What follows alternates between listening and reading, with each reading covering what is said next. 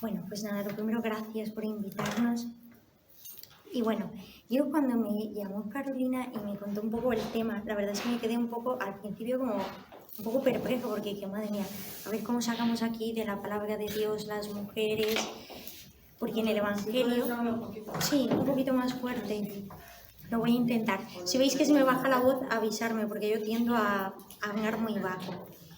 Bueno, total, que intentando relacionar... ¿Me escuchas bien? Adelantaros un poquito, si no.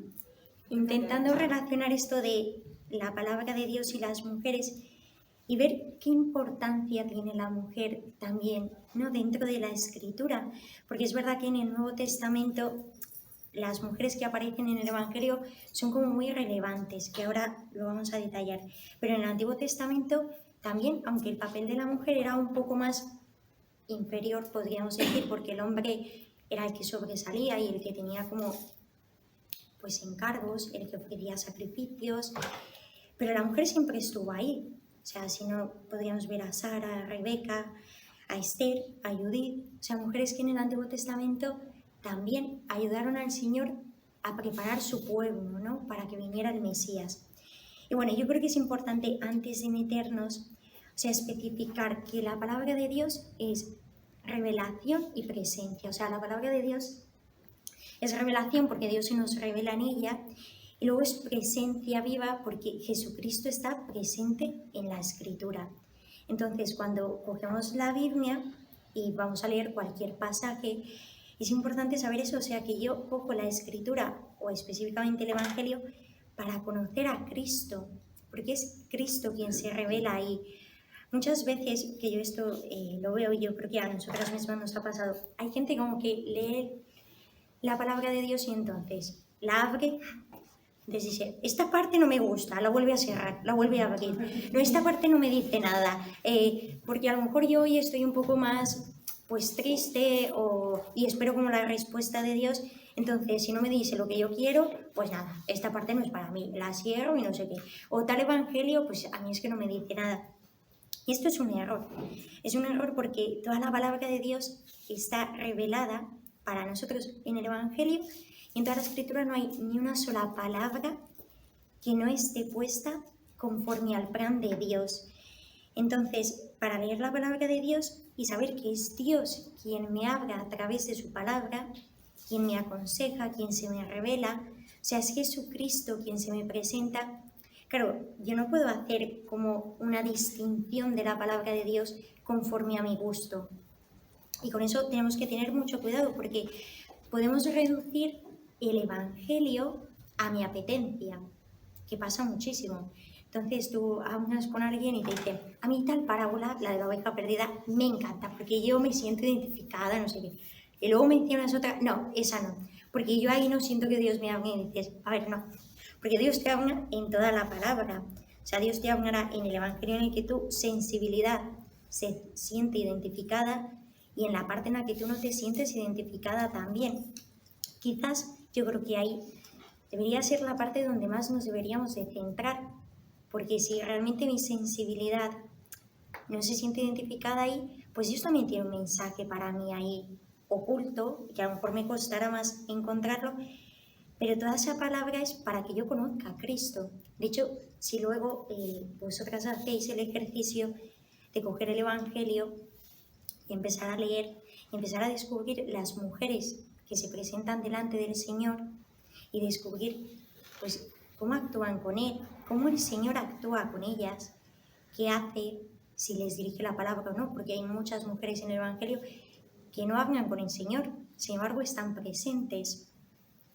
Pues qué sentimientos tiene el Señor hacia ellas, cómo actúa, cómo ellas le responden. Yo creo que eso es bonito, ¿eh? Es un ejercicio bonito porque todas las mujeres que se presentan en el Evangelio son santas, o sea, son mujeres piadosas que buscaban al Señor. De hecho, le seguían en el anonimato muchas. Y es bonito para sentirnos identificadas con ellas y ver cuál era el papel de la mujer estando con Cristo. Yo creo que ese ejercicio puede ser bonito.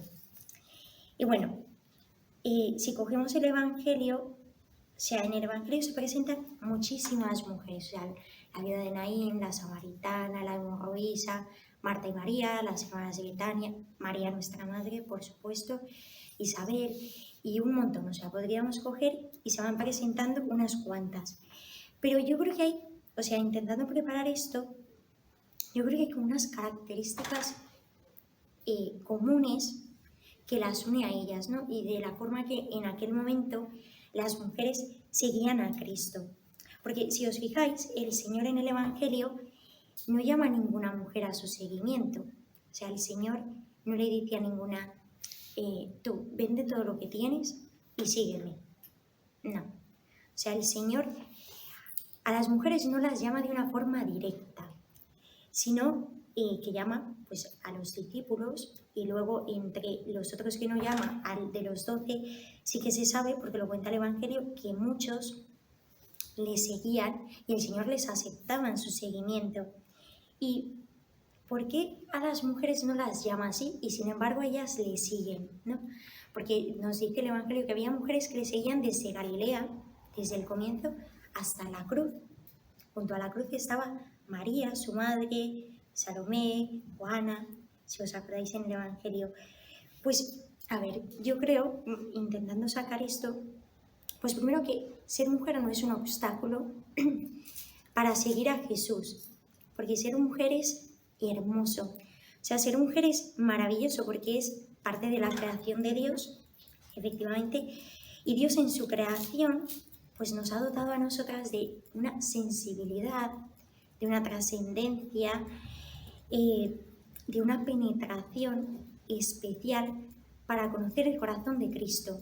De hecho, cuando yo leía esto, yo creo que el Señor no tuvo necesidad de llamar a ninguna mujer así explícitamente a su seguimiento, porque su lenguaje con ellas era distinto, era diferente. No era un lenguaje de palabra, era un lenguaje de amor, era un lenguaje pues de corazón a corazón, en el que las mujeres, al conocerle, quedaban impregnadas por él. Y eso nos demuestra pues, que el Señor muchas veces a la hora de relacionarse no lo hace con palabras, sino que lo hace pues, en el corazón, con una certeza en el corazón que solo puede venir de Dios y es de Él. Y de hecho todas estas mujeres cuando deciden seguirle, por ejemplo el caso más representativo así que nos cuenta la Escritura, María Magdalena, que María Magdalena conoce al Señor en medio del pecado, porque la llevan totalmente infragante, como pecadora, a punto de apedrearle, y la ponen delante de él. Y de hecho en el Evangelio nos cuenta que él le dice, mujer, ¿quién te condena? Nadie, pues yo tampoco. El Señor se agacha y escribe unas palabras sobre la arena. Pero no nos cuenta que haya un diálogo así extenso entre María Magdalena y Jesús. Y sin embargo ella en ese momento recibe una gracia eficaz para conocer el amor de Cristo. Y desde ese momento le sigue y está siempre con él, hasta el punto de ser ella la primera de verle resucitado. Y por eso yo creo que es bonito resaltar esto, que nuestra sensibilidad y yo diría como nuestra penetración, de la cual Dios nos ha dotado y es algo propio de la mujer, pues es parte de nuestra participación en ser a imagen y semejanza de Dios, porque todo lo que tenemos viene de Él. Y si Él nos ha creado así, es porque eso es participación de Dios, es que Dios es así. Dios en su infinito amor también es sensible, tiene una penetración especial, tiene una maternidad de la cual las mujeres hemos sido dotadas todas, tanto una maternidad biológica como una maternidad espiritual. Y ese es nuestro ser, imagen y semejanza de Dios. O sea, todas las mujeres somos así porque participamos de la obra creadora de Dios. Por eso estas cualidades que son propias de la mujer son preciosas.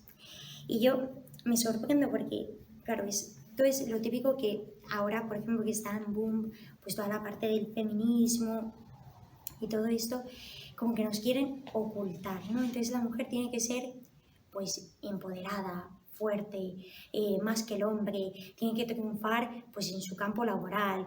De hecho, a mí me hace gracia porque muchas veces pintan a la mujer como si fuera superwoman, no sé. O sea, es en su trabajo triunfa, en su familia triunfa, en no sé qué, y es libre y hace lo que quiere, y si quiere se separa. Y dices, madre mía, cuando realmente Dios no nos ha creado así. O sea, la mujer participa de la obra creadora también, pues participando de la vulnerabilidad y de la fragilidad que Dios quiso asumir en Él mismo, porque el Señor cuando se hizo hombre asumió eso y lo llevó a un punto máximo que fue la redención. Por eso ser así no es malo, o sea, tener pues, una sensibilidad especial, conocer el corazón, ser frágil, vulnerable, pues cuidar de los demás, o sea, todas esas partes que son características de la mujer y que ahora pues parece como que son malas y nos las quieren quitar. No son malas porque vienen de Dios. Y de hecho yo creo pues que en el feminismo, yo me atrevería a decir pues que en el feminismo Satanás ha hecho como un juego muy astuto y realmente muchas mujeres se lo creen, porque lo más grande que nos ha dado Dios, lo más hermoso, lo que nos hace participar de su obra, o sea, su dotación máxima, es de lo que ahora las mujeres se avergüenzan. O sea, del don más grande que Dios nos ha dado, es lo que ahora se quieren quitar.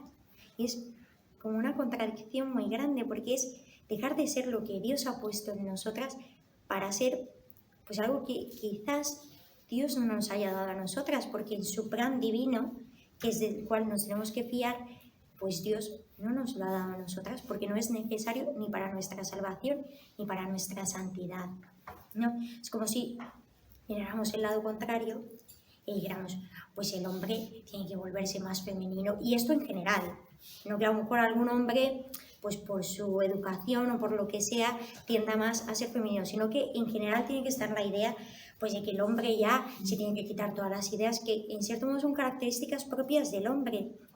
Pues yo me quedo un poco asombrada porque veo que eso es lo que pasa, ¿no? Lo más hermoso y lo que hace ser a la mujer partícipe de la obra creadora de Dios, porque procede de Él, no es nuestro, es de lo que ahora muchas mujeres se avergüenzan y así como que nos lo venden, ¿no? O sea, hay como que quitárselo de encima.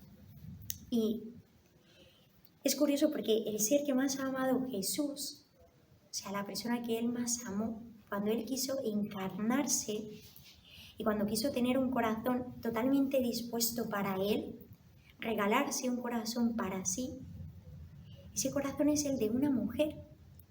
Y si vemos a María, María es lo más femenino que puede existir. Nuestra madre se nos presenta una mujer fuerte y con una voluntad siempre dispuesta a decir fiat. Pero María es vulnerable. De hecho, cuando el ángel le anuncia, ella lo primero que dice, pero ¿cómo va a ser esto si yo no conozco varón? No dice, yo aquí soy supermujer, si me lo ha dicho Dios, es porque va a pasar. Si ella se presenta frágil y vulnerable y sirve, y lo primero que hace es ir corriendo donde su prima, no se presenta como una mujer, no sé cómo decirlo, pues fuerte, empoderada, como si ahora ya por engendrar al Mesías pues le fuera a cambiar la vida, sino que ella hace una vida totalmente normal. De hecho, cuando Jesús sale de casa, ella se somete a él. Y cuando Jesús muere, se somete a Juan, que es con quien Jesús le deja. O sea, nuestra madre no es así. Y con esto vemos que el Señor, pues lo que busca es el amor, ¿no? Cuando muchas veces también esto, pues que parece que en la iglesia las mujeres pues no predican ni administran los sacramentos, o sea, todas estas ideas que dentro de la iglesia también como que se nos meten.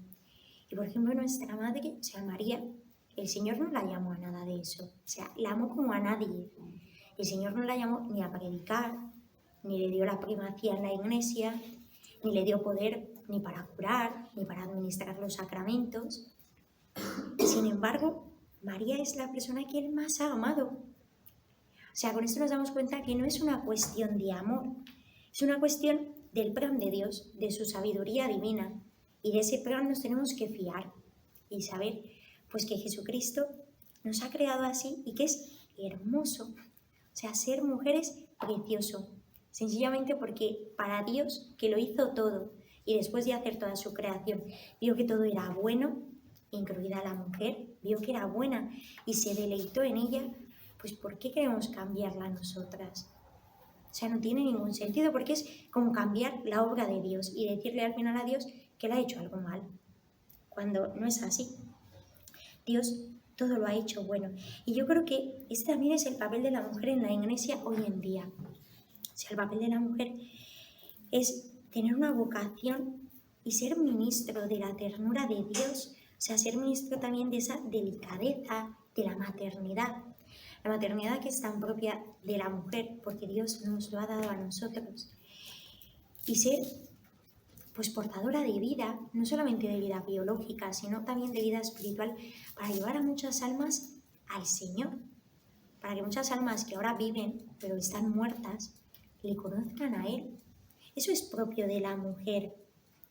Y a la vez, pues ser fuerte en lo pequeño y tener recidumbre pues en el servir, en el acariciar, en el mostrar la ternura, porque no es una cosa que sea opuesta, sino que al final pues como que va unida. Y ese papel yo creo que la mujer sí que lo tiene hoy en día.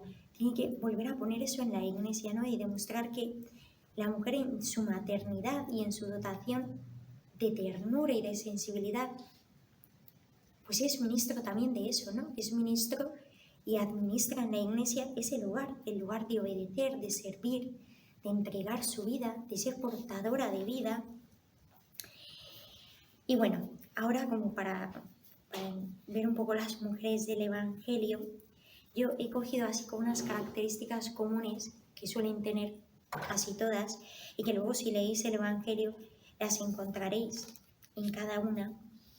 Y bueno, yo creo que lo primero que hay que resaltar de todas estas mujeres que tienen un encuentro con el Señor de alguna manera, lo primero que es valioso es ver el silencio que tienen estas mujeres. O sea, en el Evangelio,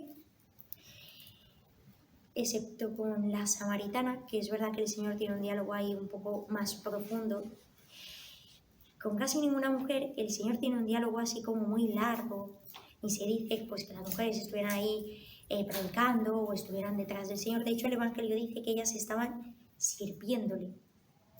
Es lo único que se dice. O sea, ellas iban desde Galilea hasta Jerusalén, hasta el Calvario, sirviendo al Señor. Y casi en ningún momento se mencionan. Y luego las otras mujeres que se encuentran con él, por ejemplo, la viuda de Naín, Marta y María, la misma samaritana, la hemorroísa, la mujer encorvada. O sea, todas estas mujeres tienen un encuentro con el Señor en un momento determinado. Y a lo mejor sí mencionan alguna palabra y sí que interactúan con el Señor, pero su silencio es fundamental. Es un silencio amoroso, porque de hecho todas estas mujeres acuden donde el Señor porque le aman. O sea, la hemorroísa cuando va donde el Señor, ella ya le conoce, sabe quién es y está segura de que el Señor le puede curar. Y por su amor, ella es intrépida y audaz y sale a su encuentro.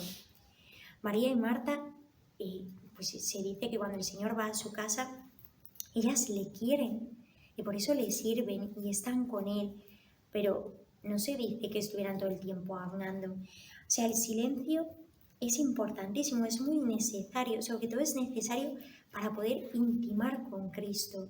O sea, cuando muchas veces nos ponemos delante de la presencia del Señor en la Eucaristía, o sea, cuántas veces, me imagino que vosotras también lo habréis experimentado, pues sentimos necesidad de callar. O sea, hay momentos en los que es verdad que tú tienes necesidad de hablar con el Señor y decirle pues todo lo que te pasa, no sé qué. Pero hay momentos, y debería ser así, o sea, llega un momento en la vida espiritual que eso sucede, en el que es necesario callar. Es necesario mantenerse en silencio, o sea, permanecer en silencio, solamente estando. O sea, estando con él. Yo creo que estas mujeres es una cosa valiosa, ¿no?, que aparece en el Evangelio, que ellas solamente estaban. O sea, las mujeres que se encuentran con el Señor y luego le siguen y permanecen con él, solamente permanecían con él por lo que él era. O sea, es el lenguaje del amor, ¿no? El lenguaje del silencio, el lenguaje que es el lenguaje del alma, porque nosotras que no le tenemos, o sea, de una forma pues tangible, ¿no? Que no le vemos así como en persona, sino que nuestro contacto con el Señor es espiritual, en espíritu y en verdad, pues nos es muy necesario, o sea, es necesario tener silencio y conocer a Cristo en la intimidad. Es verdad que ellas permanecieron en profundo silencio, en un silencio sustancial, y por eso le conocieron en intimidad, y por eso tenían ese amor tan audaz de seguirle.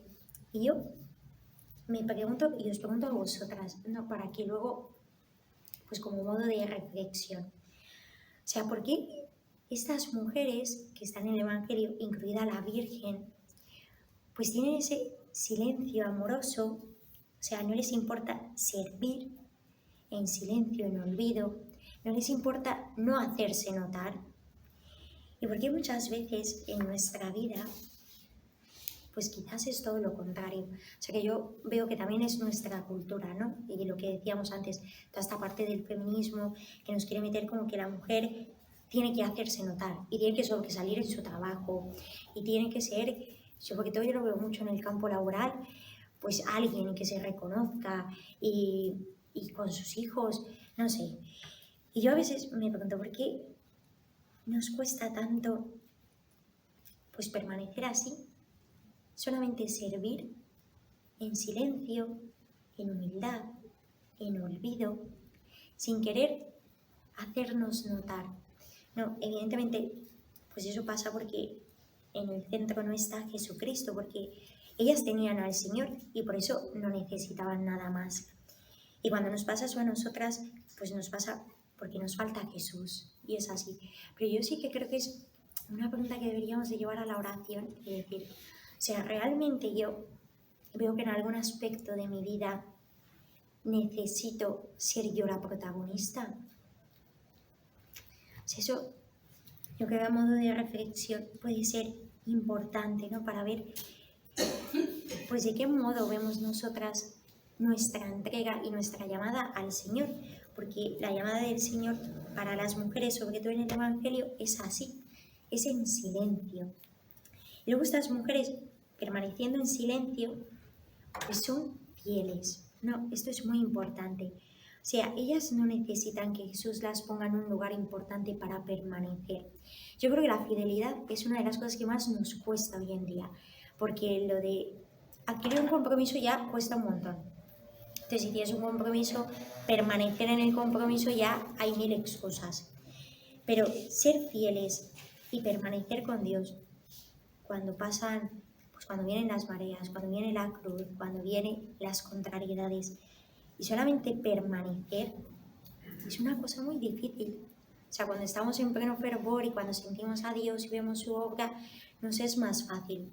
Cuando viene la cruz, pues a veces también, porque tenemos esa necesidad de aferrarnos a Él.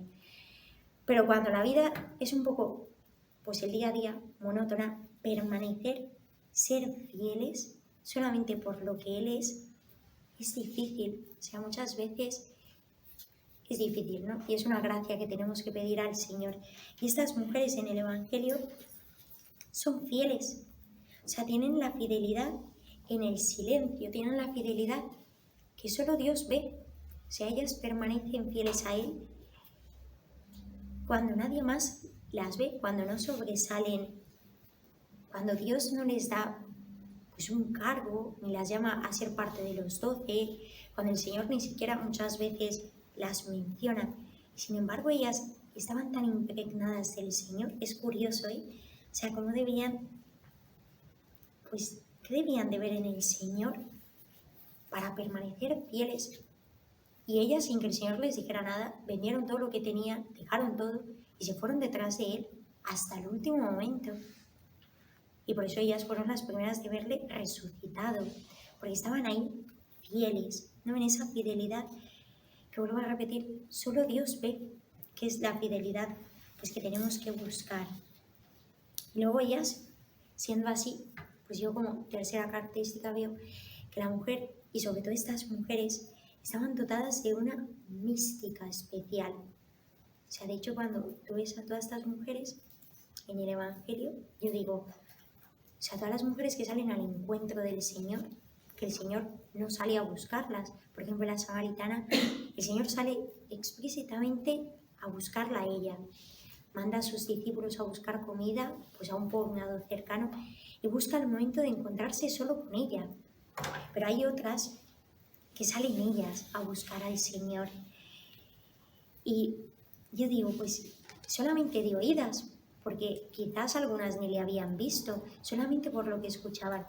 Pero qué penetración tenían que tener para, en cuanto verle, tener esa audacia de ir hacia él, ¿no? O sea, cuando decimos la mística, es porque la mujer, pues dentro de su naturaleza, como Dios la ha creado, tiene esa capacidad, pues en las cosas del corazón, en las cosas del espíritu, de ir por delante.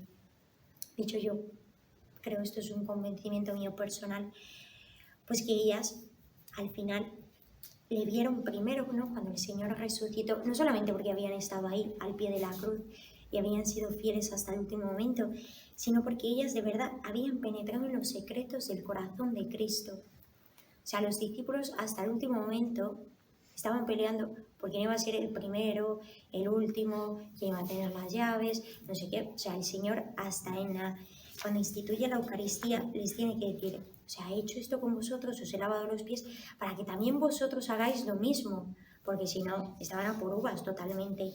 En cambio, ellas no. O sea, ellas no participan de todos esos momentos, ni de Getsemaní, ni de la institución de la Eucaristía. Sin embargo, ellas conocen y penetran en los secretos del corazón del Señor.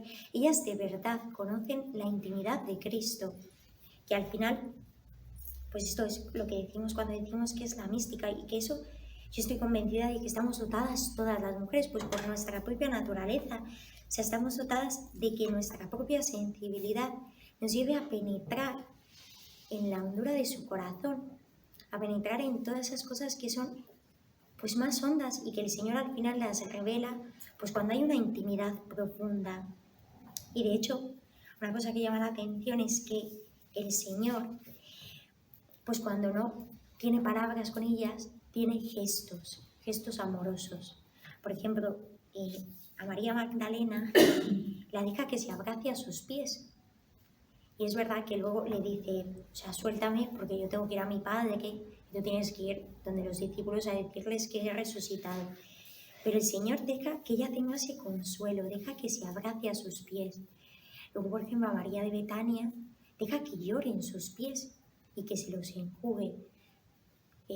También la deja que le escuche, porque el Señor cuando se dirige y da así un poco más pues sus discursos, no se menciona a las mujeres, seguramente estarían ahí, pero solamente se menciona así en una parte del Evangelio cuando dice que Jesús estaba en casa de Lázaro, María y Marta, y María estaba a sus pies escuchándole. Y ahí es cuando Marta le hace el reclamo y le dice, Señor, pero no te importa que yo esté aquí trabajando. Y sin embargo, el Señor deja que ella se deleite y que le escuche y le abra el corazón.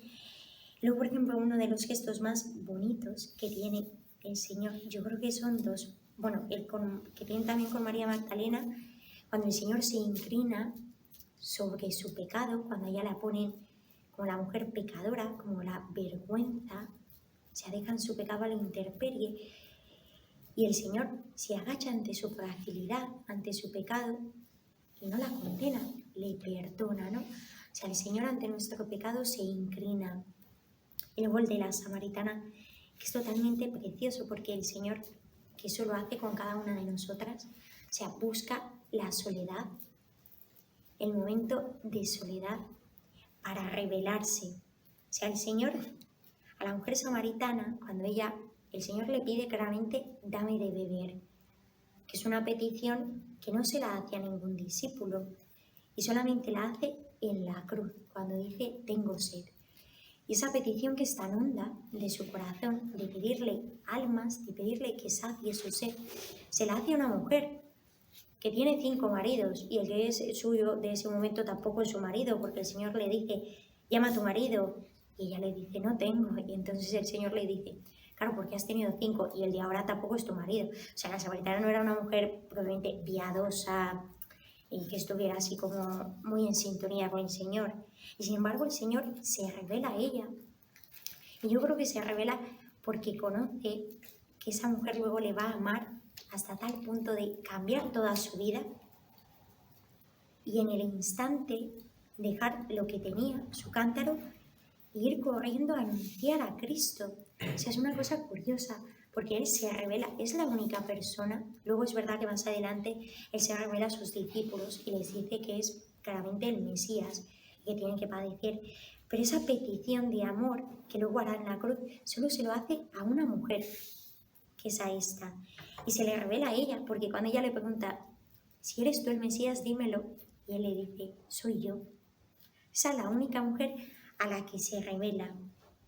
Y con esto vemos pues que el amor de estas mujeres es fuerte, ¿no? Una característica podríamos decir así como de todas estas mujeres es que en su debilidad y en su anonadamiento, incluso en ese momento pues se pensaba que las mujeres eran como frágil, como no sé, como inferiores a los hombres, porque en el pueblo de Israel en ese momento era así. Sin embargo, ellas muestran su fortaleza en el amor. Y yo, no sé, me acuerdo de San Pablo cuando dice, claro, si Dios nos diera otros dones, si nos diera pues el don de predicar, el don de curar a enfermos, al final, si no tengo amor, de nada me sirve. Sería como un metal que resuena, porque el amor es lo que cambia todo. Y el amor al final es la característica fundamental de todas estas mujeres. Y bueno, ya para terminar, yo quería coger como un ejemplo un poco más concreto de alguna de todas estas mujeres y dudé mucho pues en cuál podría coger como para profundizar un poco más. Y bueno, y por providencial, al principio dije, bueno, voy a hablar de Isabel porque Isabel tiene una relación con el Señor muy parecida a la nuestra. O sea, Isabel, cuando María sale a su encuentro, conoce al Señor en el Espíritu, como es nuestra relación con el Señor, porque nosotras en espíritu y en verdad, no en la certeza del corazón, que es la vida nueva. Isabel, pues aunque yo creo que después, quizás cuando nació Jesús, pues sí que tendría contacto con él, seguramente, pero en ese momento ella le conoce en el Espíritu. Y bueno, Isabel, sabéis que en el Evangelio se menciona súper poco de ella, o sea, casi nada. Isabel sabemos, por lo que cuenta el Evangelio, lo poco que tenía su marido, Zacarías, era sacerdote.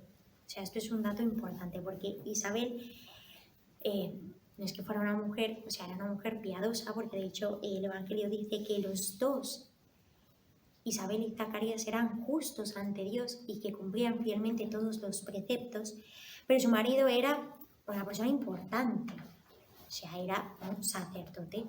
Y en muchas cosas, pues en cuestiones del Señor, digamos que le llevaba a la delantera. No era como José, que era un carpintero, sino que Zacarías era un sacerdote. De hecho, cuando Zacarías recibe el anuncio del ángel y le dice que su mujer va a concebir, pues él estaba en el Sancta Sanctorum, que era, o sea, solo podían entrar los sacerdotes y era una vez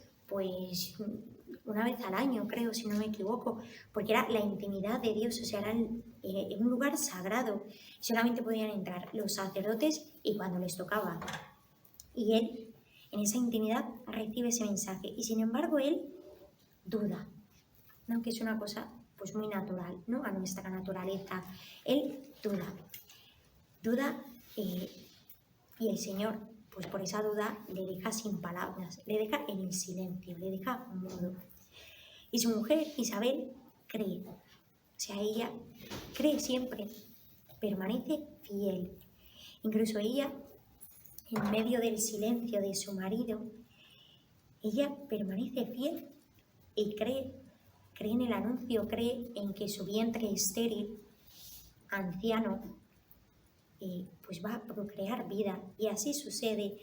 Y de hecho es bonito porque ella, que a mí esto me parece precioso, ella cuando María va a su encuentro, ella dice aquella frase que yo creo que podríamos decir todos, o sea, ¿quién soy yo para que me visite a mí la madre de mi Señor?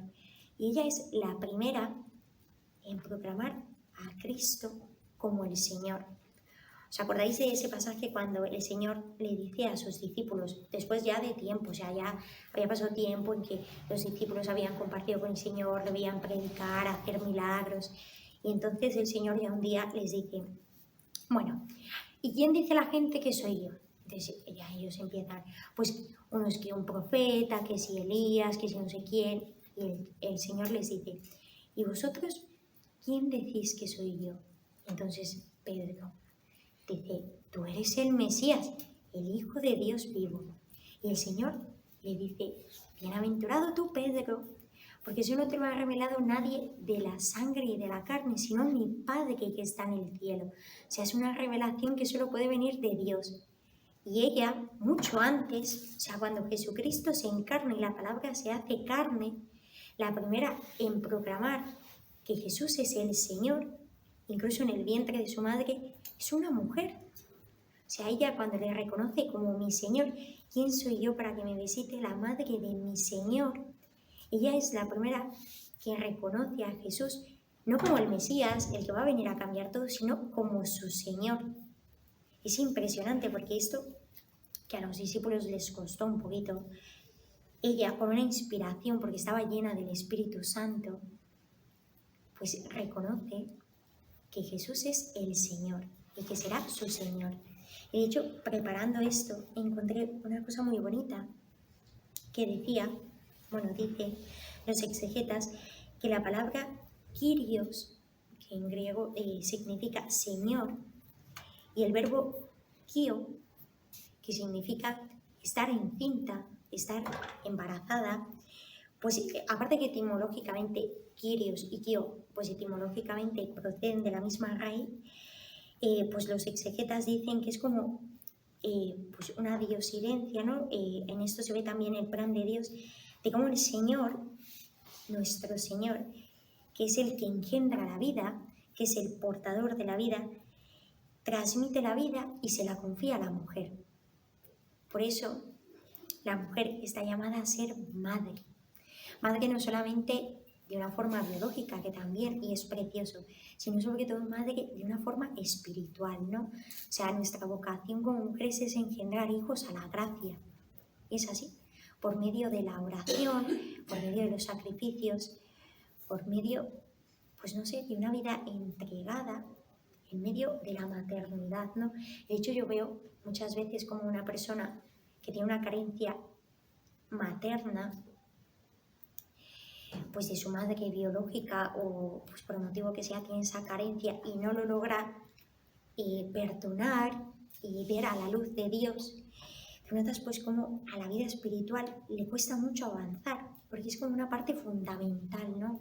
Es una parte fundamental en nuestra vida, reconocer la maternidad que procede de Dios, porque Dios es Padre y es Madre, y nosotras vernos y reconocernos pues como portadoras y engendradoras de vida. De hecho, es una de las cosas pues que todo el feminismo tiene, que prácticamente va unido, o sea, ser feminista va unido a tener que abortar, y dices, pero que tiene que ver una cosa con la otra, pero parece que si tú quieres poner a la mujer como pues alguien muy empoderado y alguien muy fuerte, pues no puedes tener hijos, no puedes engendrar vida, cuando yo la verdad es que no entiendo que tiene que ver una cosa con la otra. Yo creo que es, pues al final, como está metido el mal, porque esto, su raíz es la soberbia, y la soberbia sabemos de quién viene, del mal, pues al final todo el pecado va unido. Pero, porque si lo pensáis de una forma despacio, o sea, que tiene que ver una cosa con la otra, porque, no sé, si yo quiero sentirme fuerte y triunfar y no sé cuántas historias, eso conlleva a que no puedo ser madre. O sea, conlleva a que cuando tú eres libre, sí o sí, no puedes tener hijos. No sé, es una cosa, y muchas veces, incluso no porque a lo mejor no te sientas preparada como mujer, porque no has sido un hijo deseado, sino que muchas veces es solamente pues por libertad, porque aunque hayas quedado en embarazo y tengas un montón de dinero, y pues si no quieres ser madre, no lo seas. O sea, es una cosa totalmente, pues, que procede del mal. Por eso tiene ahí su raíz. Y es bonito ver cómo el Señor quiere poner la vida y la vida en abundancia también a través de la mujer. De hecho, cada madre muestra el rostro de Dios. Es así, o sea, la maternidad es el rostro vivo de Dios. Isabel, cuando está llena del Espíritu Santo, cuando tiene ese encuentro con María, o sea, es curioso, es un encuentro de dos mujeres, un diálogo de dos mujeres, el único que se nos presenta en todo el Evangelio, y es dos madres, o sea, las dos están esperando y van a engendrar la vida. Y las dos están llenas del Espíritu de Dios en medio de su maternidad. De hecho, profetizan por su maternidad. O sea, lo primero que se dice en el Evangelio es que Isabel reconoce al Señor porque la criatura que está en su vientre salta. Y ella inmediatamente grita, porque lo dice así la palabra de Dios. Cuando la criatura que lleva en su vientre salta, ella luego se lo dice a María: ¿quién soy yo para que me visite la madre de mi Señor? En cuanto tu saludo llegó a mis oídos, la criatura que está en mi vientre ha saltado de gozo. Y con eso nos damos cuenta pues que la maternidad tan propia de la mujer es una forma de profetizar, ¿no? De profetizar el amor de Dios. El amor de Dios que nos tiene a cada uno, porque todos somos objeto de su amor. Por eso la maternidad no es que sea incompatible, es que es necesaria, ¿no? Es necesaria para la mujer transmitir así el don de la vida. Y de hecho, es curioso porque yo creo que en este tiempo en que Zacarías estaba mudo, pues tuvo que aprender ese lenguaje que Isabel ya llevaba dentro, que es el lenguaje del silencio. El silencio es el lenguaje del amor sin palabras.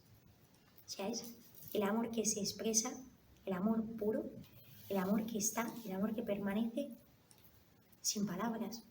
Incluso yo creo que a veces las palabras lo pueden estropear todo, porque en las palabras muchas veces pues está un poco involucrado pues nuestro amor propio, nuestra sensibilidad, nuestros sentimientos de ese momento. Entonces, si estamos heridos, pues decimos palabras hirientes. Si estamos alegres, podemos decir palabras de júbilo.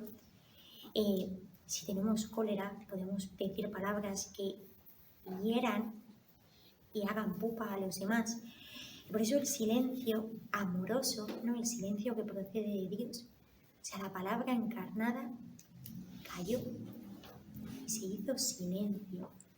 Si lo pensáis, el momento más grande de la historia, el momento más grande de nuestra fe, o sea, cuando el ángel anuncia a María que el Espíritu Santo la va a cubrir con su sombra y ella va a ser portadora del Mesías, ¿no? El Mesías se va a engendrar en ella, pues dice el Evangelio que el ángel la dejó. Y en el momento en que eso sucede, no hay nadie más. Por lo menos eso es lo que nos cuenta el Evangelio. María no está con nadie, está en soledad y en silencio. Y en el silencio más grande, porque ella tenía silencio de corazón para poder penetrar así, en ese silencio más grande, la palabra todopoderosa se encarnó. Y la palabra se hizo carne y acalló. Dice San Juan de la Cruz que el Padre, todo lo que tiene que decirnos, nos lo ha dicho en Cristo, en esa palabra callada. Es precioso, no sé, o sea, en el momento también en que María da luz, ¿no? Y nace Cristo, es en el silencio más grande, nuestro Redentor nace. Y en ese momento cambia para siempre la historia del mundo. O sea, cambia el universo entero, en el silencio más grande. Y por eso sabemos que las gracias más grandes que podáis recibir tendrán que ser en silencio. O sea, el Señor nos dará gracias en momentos determinados, pero el silencio del corazón tiene que estar. Porque si no, la palabra no se puede engendrar dentro de nosotras, porque todo el ruido y todo el barullo que nosotras metamos le quitarán espacio a Él. Tenemos que tener silencio para que el Señor se pueda engendrar, ¿no? Y pueda hacer su obra de gracia, su milagro dentro de nosotras. Y bueno, en este diálogo de Isabel, ¿no? Que la vemos así como esa mujer que ha comprendido a Dios, ¿no? Isabel es la mujer, pues que en eso poco que nos cuenta el Evangelio, y solamente en su embarazo, comprende a Dios, comprende su silencio y le ama. Y por eso ella no tiene vergüenza y grita, porque dice así la palabra de Dios, que ella cuando ve a María grita de júbilo, porque está llena del Espíritu Santo. Y María en respuesta canta el Magnificat, ¿no? Que esto es muy bonito porque nuestra madre, esta otra mujer que se nos presenta en este diálogo, llena de la palabra de Dios, llena de Él, nos transmite en el Magnificat el enamoramiento de Dios por el hombre. O sea, el Magnificat es como, pues, una palabra, ¿no?, con la que María nos enseña que Jesucristo se hace don para nosotros, ¿no? Que nuestra religión no es una religión que se funda en el deber y en cosas por hacer, sino que es una religión que se funda en el don de Cristo revelado a cada una. Y de hecho vemos como pues María nos muestra que nuestra religión es feliz, porque algo bonito de este pasaje es que las dos están felices. O sea, Isabel canta llena de júbilo. Juan, estando todavía en su vientre, alaba al Señor, moviéndose dentro de él, no danzando. Y María está feliz sirviendo, porque va ahí a servir. O sea, no va a ir para que Isabel la reconozca ni nada, sino que va a servir y ayudar. Y ella ahí está feliz y nos recuerda pues que nuestra alegría viene también de sabernos asombrar por las maravillas y la obra que Dios realiza en nosotros. Muchas veces pues nos quedamos como mucho pues en la cruz, pues en esos momentos que Dios permite pues que tengamos cruz, porque tiene que ser así para que haya redención también en nuestra vida, pero nos olvidamos y nos dejamos de asombrar por todas las cosas hermosas que Dios ha hecho en nosotras, ¿no? Hasta el último cabello de nuestra cabeza está contado. Jesucristo nos invita a respirar con su aliento, a tener su vida, a mirar con sus ojos, a participar de los secretos más hondos de su corazón y de su alma. O sea, nos muestra que nuestro Dios, que es un Dios apasionado, el mayor objeto de su amor es el hombre. O sea, se ha encarnado solamente por el hombre. Y María, pues cuando canta el Magnificat, nos recuerda esto, que tenemos que pedir esta gracia de sabernos asombrar, no vivir asombradas ante el gozo que es ver la obra de Dios en cada una de nosotras, ¿no? Vernos tan solo sostenidas todo el tiempo por la mano de Dios. Y si Dios nos quitara esa mano solamente un instante, dejaríamos de existir, porque no podemos existir si no es sin su mano, sin su aliento. Y bueno, voy a leer un poquito de esta parte del Magnificat en una traducción que me ha parecido súper bonita y que explica muy bien esto. Me ha mirado a mí, que no soy nada. Esperad conmigo, sed felices conmigo. Todas las que me oís, me están sucediendo cosas más grandes que yo. Él es el que todo lo puede. Solo Él es el Santo.